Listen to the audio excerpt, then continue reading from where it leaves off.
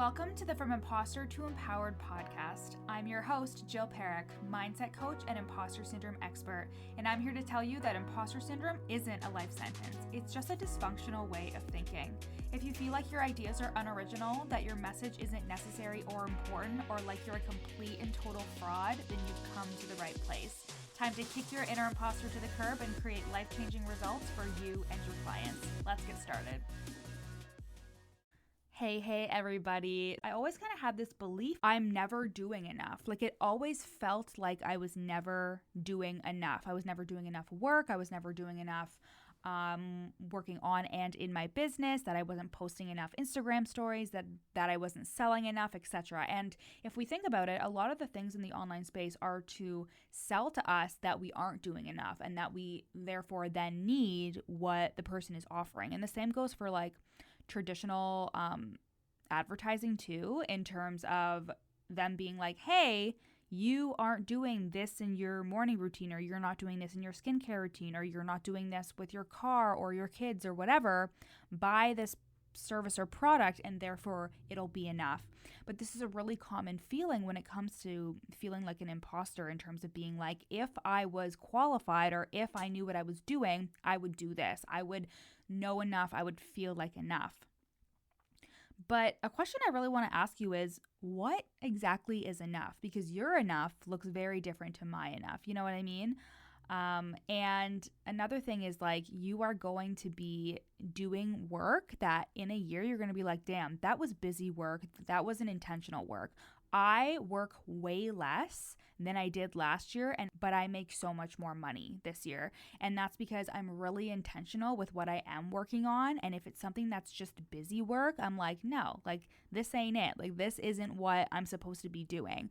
And the thing is like, when you are an avid overworker, so let's say you're like me in that you have a really hard time slowing down.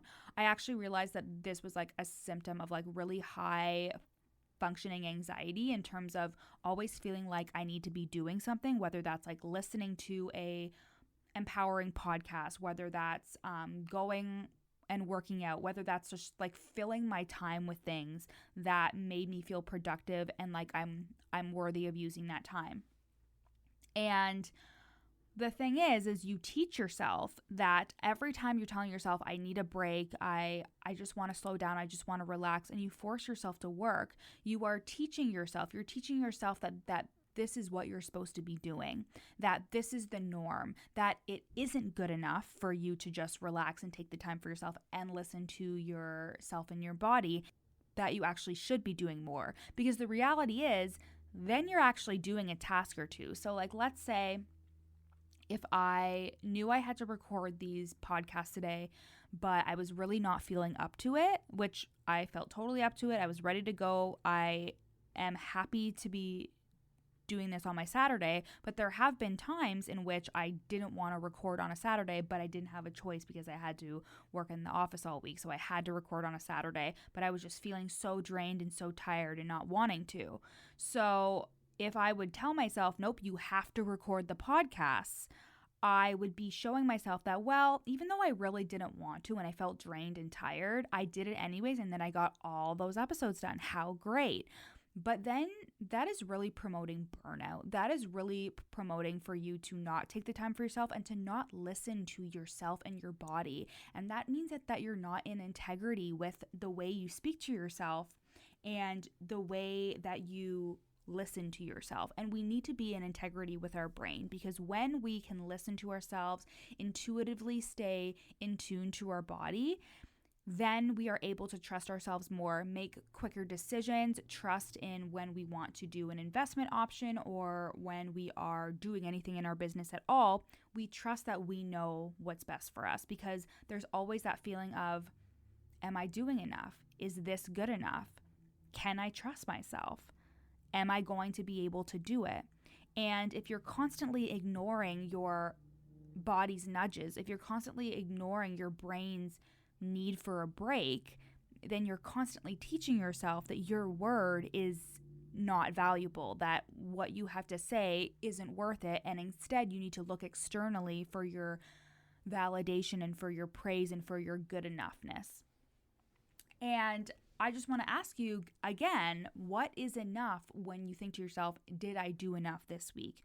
Who defined enough for you? If you can go back and really think about who defined enough for you, really do that. And how do you define it for yourself? So there have been times when I've had a huge list on my plate. I've accomplished everything on the list, and I still am thinking to myself, I could do more. It's not enough. So the thing is there is no barometer, there's no metric for us to measure against what is enough, because we all have different things that are good enough. But if you're constantly telling yourself it's not enough, it's never going to feel good enough. You are never going to feel like the work that you do is enough if you yourself don't give yourself permission for it to be good enough. Does this make sense? So another thing is the comparison piece that comes into it. So it can be really easy for you to look at other people who are on Instagram doing their thing, and they're like uploading reels, and they're talking about their days and their Instagram stories, saying like, hey, I have a call with this person and this person, and they're uploading posts, and they're doing this and they're doing that.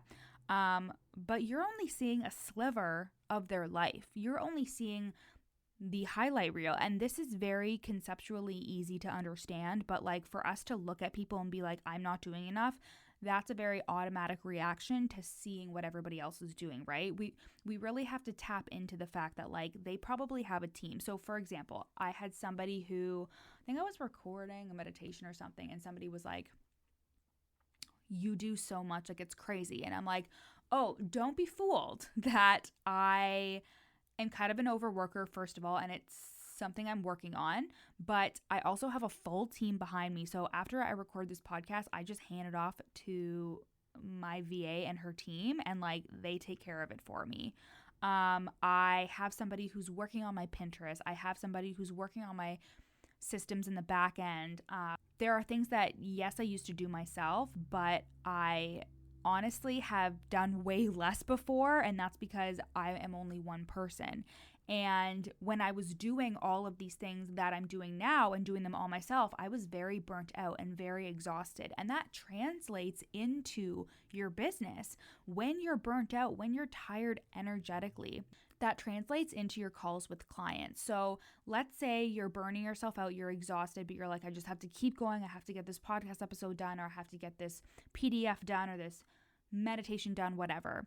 But then you're really tired. So you go to bed and you're all wired and you can't sleep, and then you don't get a good night's sleep, and then you get up and you're trying to move through the day, but you're exhausted physically. You're also going to be exhausted mentally. And what that happens is that drains our emotional energy. We start thinking things like, I can't do this. I'm too tired. I am not able to complete this task. And now I feel like shit about myself, but I couldn't complete it because I needed a nap. And now I feel bad about myself. I have to jump on my call and I feel frazzled.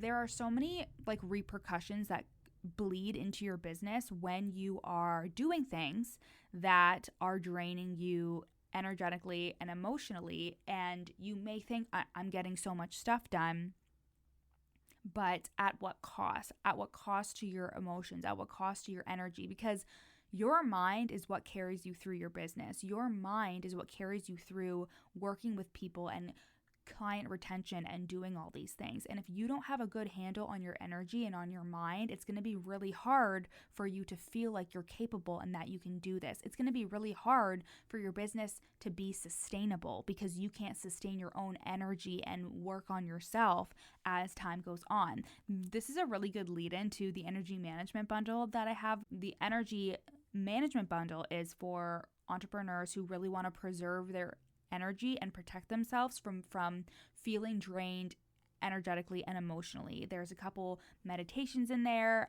There's some EFT tapping for energy. There is breath work for energy, and it's only $33, you guys. Like super cheap, super affordable. So you can go to the link in the show notes and you can grab that for, again, only $33. It's such a steal, but there's some really good stuff in there.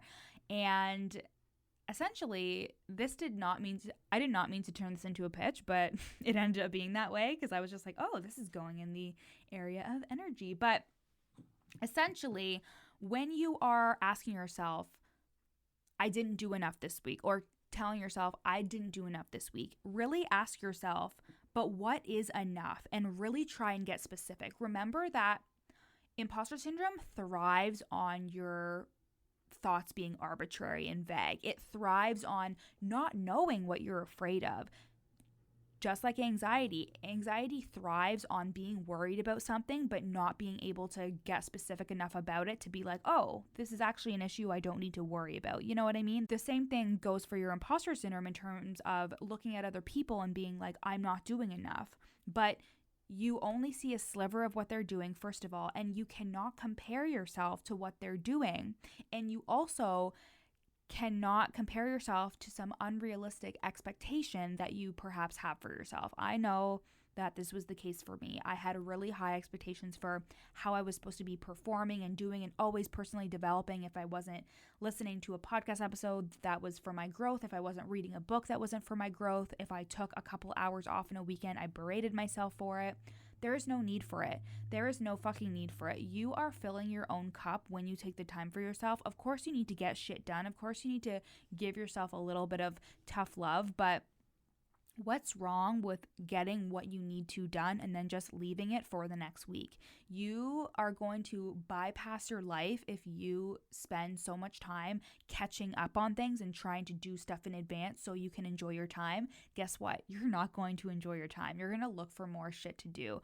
I have always been that person who is looking into the future and thinking, I'm going to get all these things done so I can enjoy and relax in the future.